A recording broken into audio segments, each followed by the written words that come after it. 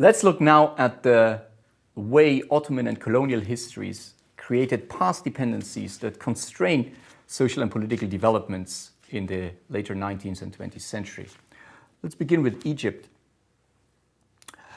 If you remember from the very first week of this course, Egypt used to be the center of the Muslim empire, the seat of the Abbasid Caliphate, until it fell in 1517 to the rising Ottomans and was now reduced to a mere province of a wider Ottoman empire. Again, as we discussed a few times, the way Ottoman rule was organized was that it relied on local rulers that enjoyed a large degree of autonomy, and Egypt here is no exception. So we have, in the Egyptian case, local rulers relying on, particularly on the Mamluk slave soldier system, and paying nominal allegiance to the Ottoman Empire, but being more or less autonomous in the way they conduct their affairs. And if you now remember the very first event with which we opened this course, namely the 1798 invasion of Egypt by Napoleonic forces, which, if you remember, had nothing to do with Egypt as such. It was a direct outcome of the wider struggle between revolutionary France and reactionary status quo powers in Western Europe. But the invasion, although short-lived, destroyed the remnants of the previous Egyptian state and particularly its army. And while short-lived, the departing French troops, they left almost a clean slate that opened an opportunity for a rising Ottoman commander, Muhammad Ali, who is presumably of Albanian origin. And you see a pattern here where Turkish, Circassian, Caucasian soldiers were used throughout the empire to police and establish order. And Muhammad Ali is one of these quintessential alien soldiers that is now was sent to Egypt, and now sees an opportunity for himself now that the French troops have departed and the place is open for him. So he, in a fairly dramatic rise to power, destroys the old Mamluk, the remnants of the Mamluk soldiers that were there before, and replaces them with his own soldiers. And what Muhammad Ali now does is he continues the prior model of governance. So he's a local ruler paying nominal allegiance to the Ottoman center, but enjoying very large degrees of autonomy. And what he does, and this is probably more pronounced than in any of the other parts of the Ottoman Empire, his autonomy is very close to independence. And as we can see here, he's actually able to fight a war against the Ottoman center in 1830. And the Ottoman center is not able to contain him. And the gains, as you can see on this map that he made in the Hejaz and in the Syrian province, were only reversed when the Ottoman Empire had to rely on foreign forces, British and French, to repel him. So we have the curious situation of one part of the empire recognizing the legitimacy of the imperial rule, actually fighting a war against the center, and at no point challenging the formal structure of governance. This pattern of de facto autonomy and nominal suzerainty of the Ottoman center continues right up to World War I, when the British occupation finds it convenient to abrogate that relationship. We have then the descendants of Muhammad Ali, who eventually call themselves Khedives, which is a title they buy from the Ottomans, and who remain in place under the British occupation and even after Britain established formal colonial rule. The monarchy remains in place and is only cast aside in the 1950s as a result of a coup d'etat led by the charismatic leader Jamal Abdel Nasser, who turns Egypt into a republic and is promoting Pan-Arabism, something that we discussed before and will also return to. Let's go back a little bit now and look at the way Muhammad Ali, when he came to power, the way he approached the modernization processes. He had a very clear, determined vision about what to do with Egypt. He wanted to dramatically modernize its economy with a clear view to increase the revenue base from which to reform his army, and with that would provide him the wherewithal to embark on a colonial policy of expansion himself.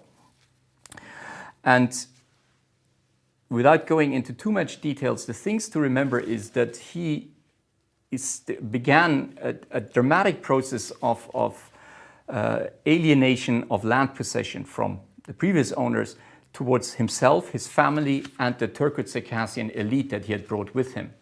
And we see in the 1870s, his family owned about 20% of the arable land, and another very sizable portion of land was held by the elites, the Turkish Circassian elites that were supporting him.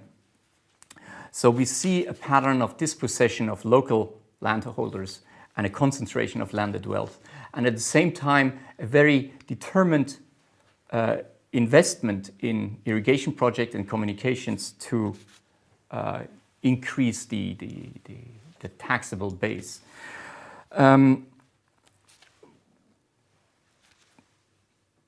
So the thing to remember here is that at the same time, we already discussed in the Ottoman Empire, we have a similar modernization process going on in the mid-19th century. There, the reform is primarily based on military reform. In Egypt, the reform starts with economic reforms and has military reforms only at the second, sort of, as the outcome of the reforms. And these reforms lead to a strong, as I said, concentration of wealth and a strong monopolization of trade and production in state hands, controlled by the person and the family of Muhammad Ali and his descendants.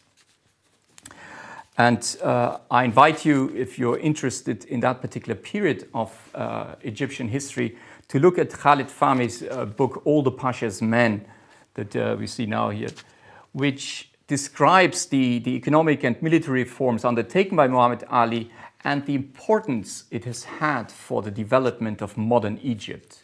Because that is one of the distinct characteristics of the Egyptian state. As I already mentioned in the last video, it has a much greater degree of institutionalization of formal administrative capacity, formal military capacity, than in some of the other countries under investigation in this course. So to cut a long story that Khalid Fahmi explains with much greater depth and more sophistication than I can do here, the paradox is now to explain why these reforms of Muhammad Ali that were quite successful in transforming Egyptian state and society, why did that not actually lead to Egypt becoming the great power that he had envisaged? And one of the reasons lies probably in the financial administration of these reforms. As you can imagine, and as we discussed in the first week, these reforms cost a lot of money. And while the resource base on which the Egyptian state relied was growing steadily, its expenses were even larger. And we see now a period in which infrastructure investments were financed through foreign loans, in particular one of the best examples, probably the Suez Canal, that was actually a private, joint public-private endeavor financed by private investors and the Egyptian state taking a rather large role in this. And these loans that were now taken up by the Egyptian government could not be repaid on time. And that eventually led to Egypt having to sell a large part of its shares in the Suez Canal company that you see here.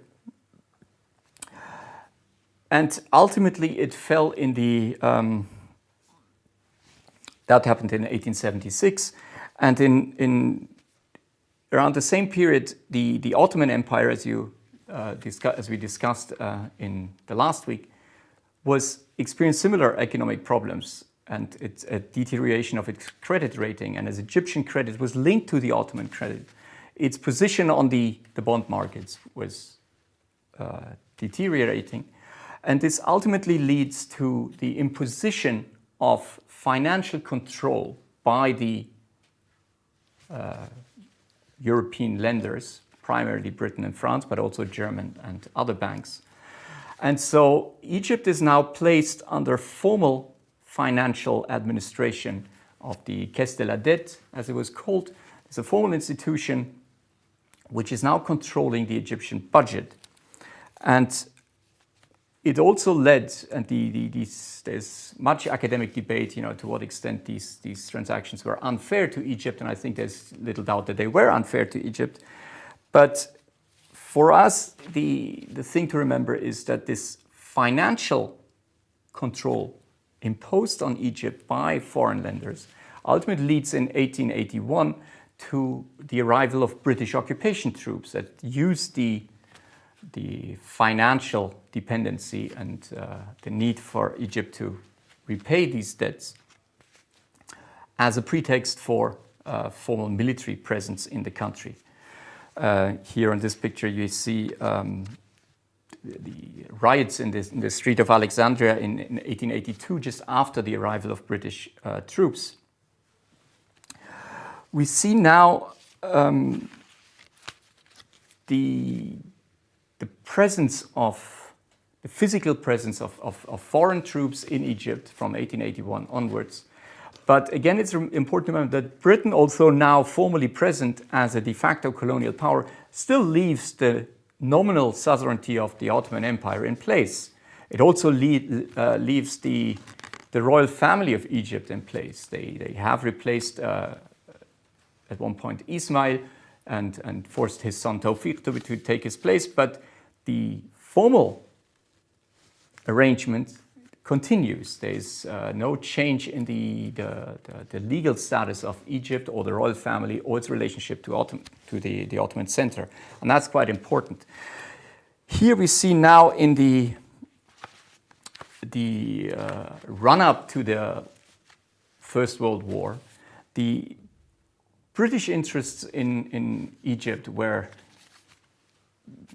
quite widespread. They were primarily linked to the Suez Canal and the control over communications, particularly from India to the British motherland. But they were also linked to colonial designs that Britain had in the Sudan that would have sort of finished or linked up its colonial possessions it had in East Africa. It was also to preempt other European countries of taking advantage of the growing weakness of the Ottoman Empire, something we discussed last week. And the thing for us now, the thing I'd like you to pay attention to, is that we now see in the run-up to the First World War, and particularly then once the First World War starts, a similar situation to what we saw when the Napoleon invaded. We have Egypt now being the object of decisions being taken by others. Here we see British colonial troops in the First World War, and this pattern continues into the Second World War. Egypt is not really able to affect the decisions that are taking place on its soil and that affect living conditions on its soil. The outbreak of World War I leads to the formal declaration of a British colonial possession in Egypt, but the Khedive is now made a viceroy under. This picture shows the Ottoman declaration of World War I, the formal entry of the Ottoman Empire into World War I. Towards the end of the First World War, it was clear that the Ottoman Empire would dissolve, and now the the main victors of World War I, particularly France and Britain, were now trying to make sure that their colonial designs and their territorial interests were taken care of, as reflected in the mandate system that we have already discussed last week and that we will return to when we talk about Syria and Lebanon and Iraq. And that led to the imposition of a mandate system under the League of Nations. Here in this picture you see that the Peace Palace in The Hague, where some of these negotiations took place. Egypt is now becoming, after World War I, is not part of this mandate system. It is becoming formally independent under a viceroy. Britain declares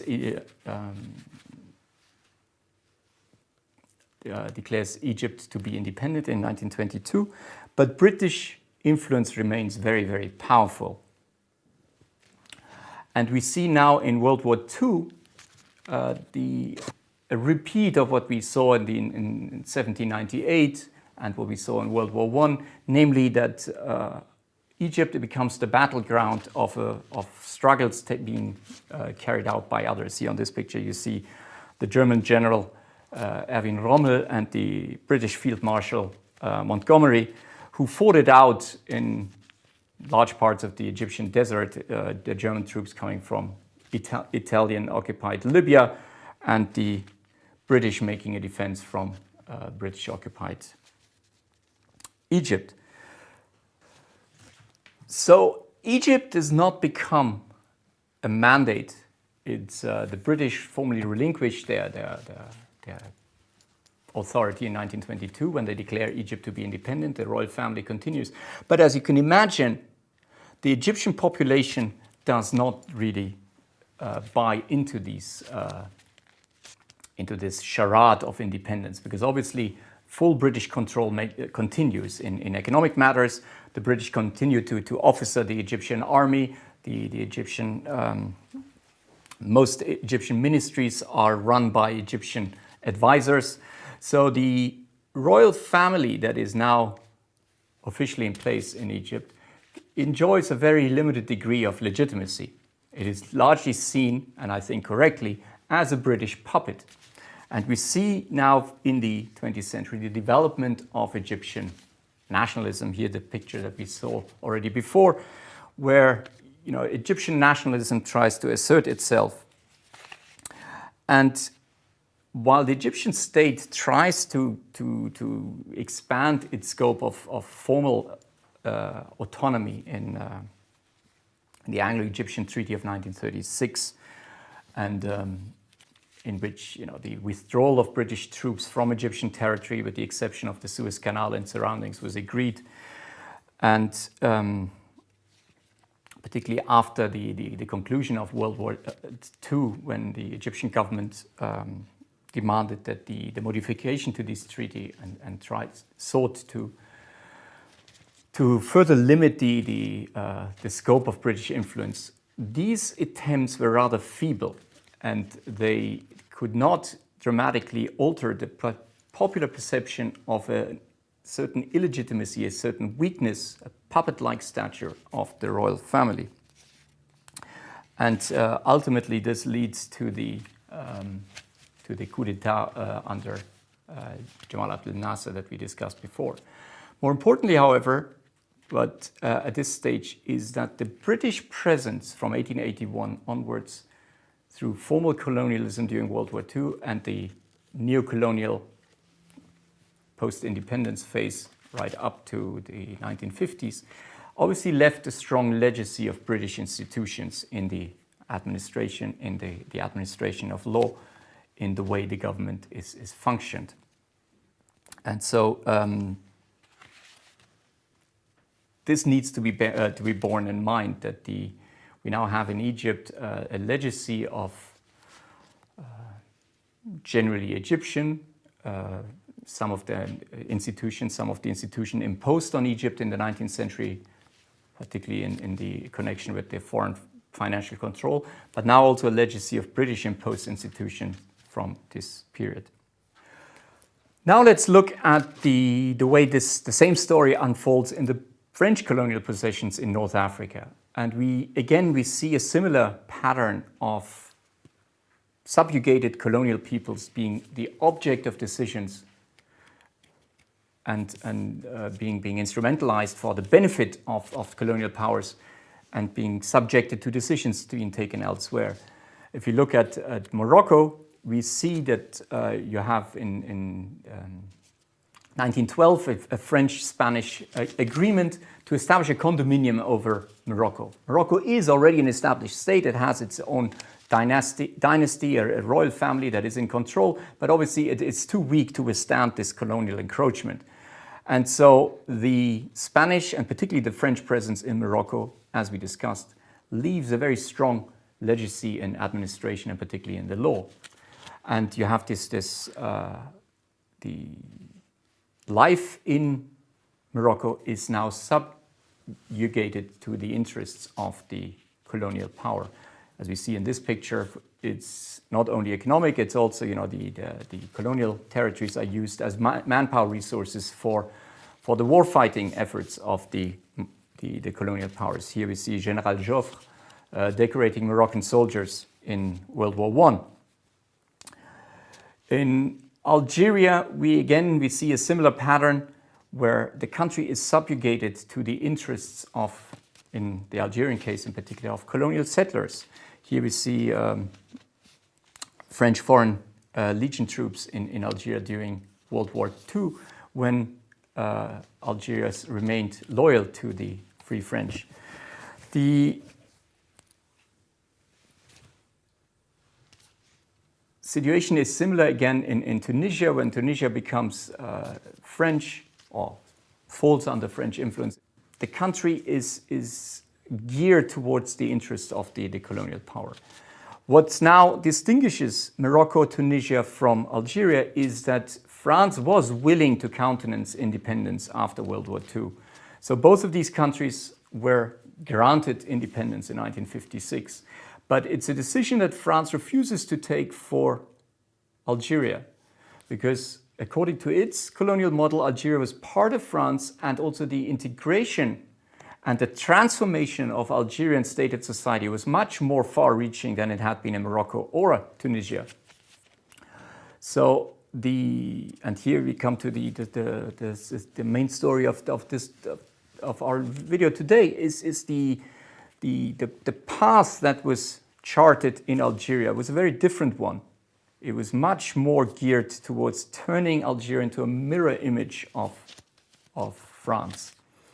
And perhaps this accounts for the brutality of the War of Independence and the ideological and intellectual refusal of the French elite to even countenance the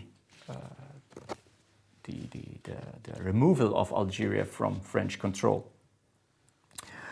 We see in both world wars all three countries becoming part of the war effort by their respective colonial authorities. Here we see Axis prisoners of war being removed I believe in Tunisia.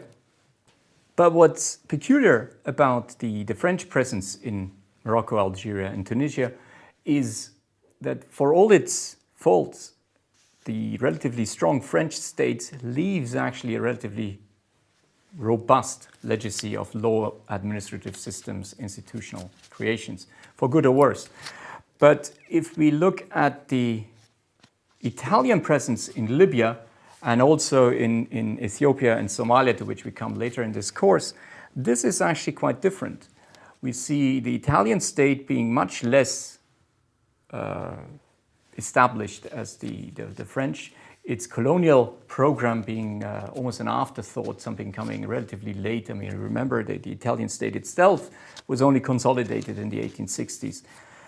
So its colonial endeavor in North and Eastern Africa was much less geared towards the creation of stable institutions.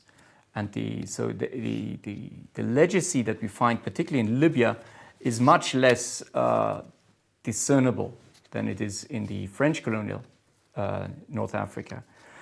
And this relative weakness weakness of Italy is also reflected in its military performance of its colonial wars. Remember, Italy participated in World War I on the side of the Entente and was then rewarded at the conclusion of World War I by being given territories and the possibility of acquiring colonial possessions, among others, Libya here. But also we see in the interwar periods the attempt by fascist Italy to enlarge on its colonial possessions. And this is the point I'm trying to make here. It's you see this image it's actually the inside of one of their famous Bob Marley covers. I think it's the Exodus, one of the first covers I bought. And it's a naive painting of, on the right-hand side, as you can see, these are Italian colonial troops invading now Ethiopia. And on the left, you see the troops of Haile Selassie, who is, if you might remember, revered by the Rastafarians as the Messiah. And it's interesting, this is the war in which the very badly armed and badly trained pre-modern Ethiopian army actually distinguished itself quite well against the Italian troops, which tells us a thing or two about the performance of Italy as a military power, but also as a colonial power. Both in Libya, Ethiopia, and Somalia, the Italian state leaves much less of an institutional legacy than the French state or the British colonial forces, colonial power is able to leave in their respective colonies. And that is a reflection on the relative weakness of the Italian state itself. The one possible exception here is the futurist town planning and state city building effort by the Italian fascist state in the early 20th century that is now quite observable in Ethiopia and Somalia. So if you ever travel there, I invite you to go and look at these futurist cities that have surprisingly survived the civil wars of the periods quite well, and then they can be observed, and you can see the particular fascist societal model embodied in these urban cityscapes. But as I said, this is an exception to the overall lack of an institutional legacy that the Italian state was able to leave behind. And this we will see now in the next video when we talk about the post-independence period of these countries under investigation here in North Africa, will have an impact on the performance of the states that are now emerging from colonialism and trying to assert themselves in a rapidly changing international environment.